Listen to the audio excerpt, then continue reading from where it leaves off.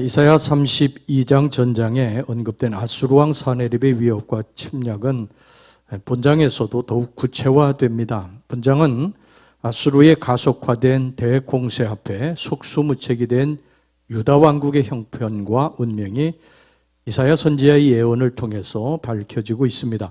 1절서부터 6절까지는 아수르의 침략 앞에서 구원을 호소하고 있고 7절에서부터 14절까지는 하나님을 믿고 의지하는 자에게 주어질 구원의 약속이 기록되어 있으며 15절에서 24절까지는 예루살렘의 완전한 회복과 찬란한 영광이 임하리라는 기도응답이 기록되어 있습니다.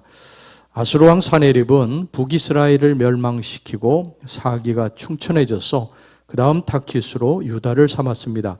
히스기야는 이런 사네립의 침략을 막기 위해 아스글론과 에글론의 블레셋 두 도시국가와 동맹을 맺고 또 애굽의 원조와 지원을 약속받았지만 질풍노도와 같이 밀어닥치는 아수르의 대군을 막기에는 역부족이었습니다.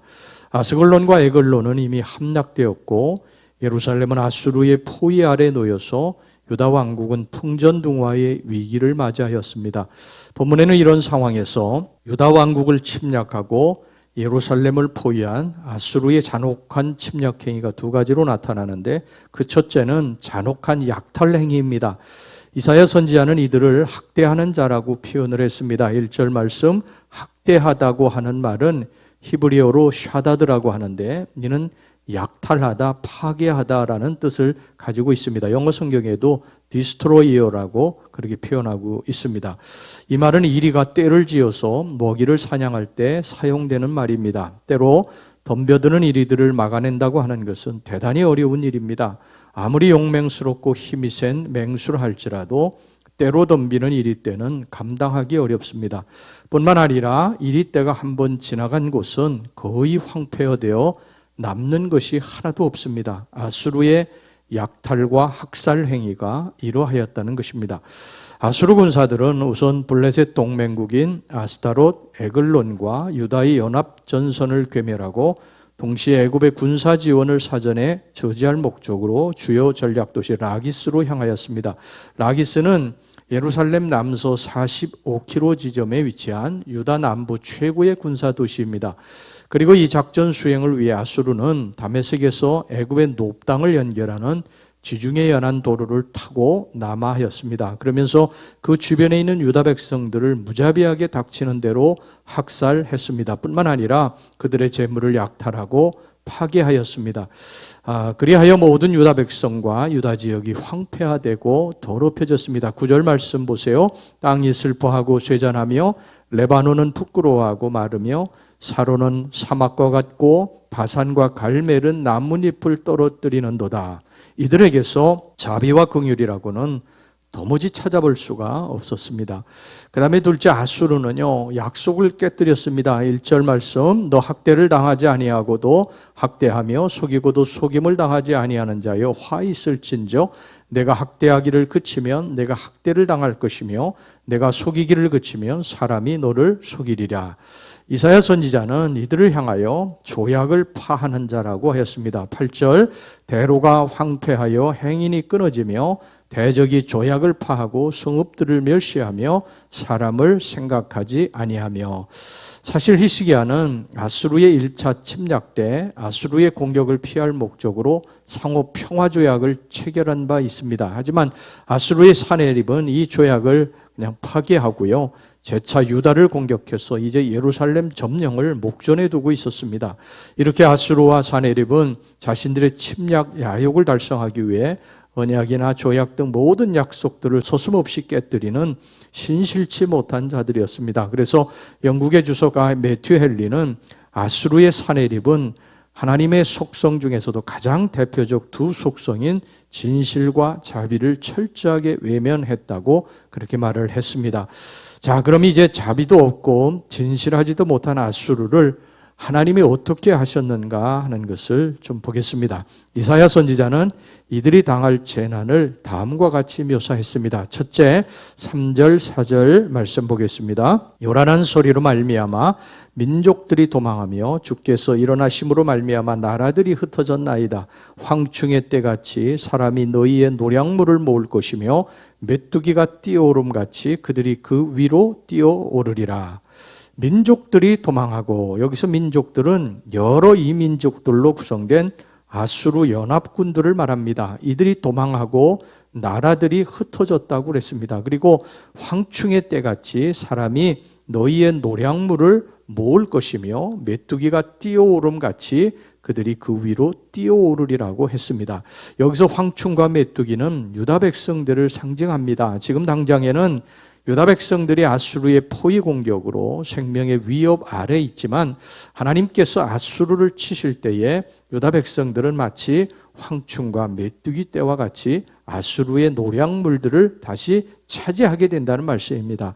그 다음에 둘째 11절 12절 말씀 보겠습니다. 너희가 겨를 잉태하고 집을 해산할 것이며 너희의 호흡은 불이 되어 너희를 삼킬 것이며 민족들은 불에 굽는 횃돌 같겠고 잘라서 불에 사르는 가시나무 같으리로다. 이것은 조만간에 아수르 군대들이 당할 운명을 상징합니다. 즉 하나님의 직접적인 개입으로 아수르 군대는 불 속에 던져지는 집이나 겨 가시나무와 같은 운명이 되리라는 것입니다.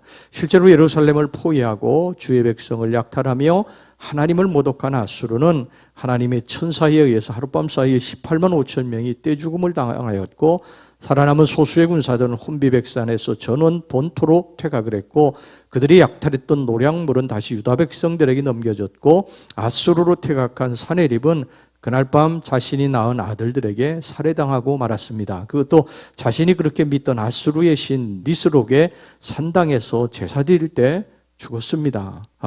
그리하여 히스기야 통치하에 유다 백성들은 두 번 다시 아수르 군대를 보지 않게 되었습니다. 19절, 내가 강포한 백성을 보지 아니하리라. 그 백성은 방언이 어려워 내가 알아듣지 못하며 말이 이상하여 내가 깨닫지 못하는 자니라. 이사야 선지자는 마지막으로 이제 주의 진노의 불심판을 피하기 위해서 주의 백성들이 어떻게 살아야 할지를 가르쳤습니다. 특별히 의로운 생활에 대해 교훈하면서 불경건한 행실에 대한 두려움을 가지라고 권면을 하고 있습니다. 14절 15절 말씀입니다.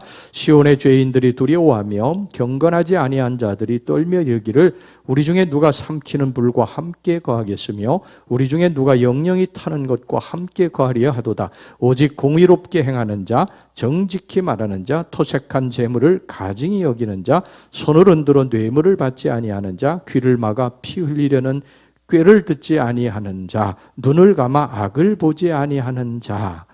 왜냐하면 아수르에게 미칠 하나님의 심판은 유다 백성들이라 해도 결코 예외일 수 없기 때문입니다. 그런 다음 철저하게 주님을 의지하며 의로운 삶을 사는 자가 누릴 축복을 이제 세 가지 보여 주었습니다. 첫째는 16절을 말씀 보겠습니다.